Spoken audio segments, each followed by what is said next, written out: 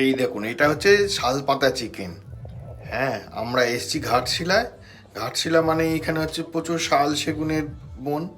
আর এই হচ্ছে শাল, দেখুন শাল পাতা দিয়ে চিকেনটাকে ম্যারিনেট করে রাখা আছে, এই শাল পাতা দিয়ে মুড়ে। এই দেখুন এটাকে এবারে ভালো করে মুড়ছে এটাকে।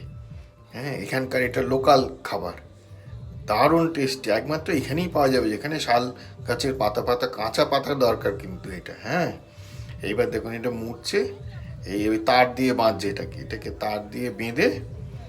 হ্যাঁ, এইবার বেঁধে এই দেখুন এবার এটাকে এই আগুনের মধ্যে এবারে, এই যে আগুনের মধ্যে দিয়েছে এটা।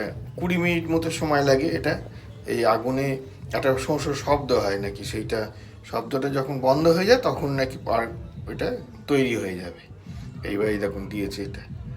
এই কেমন খেতে, কেমন?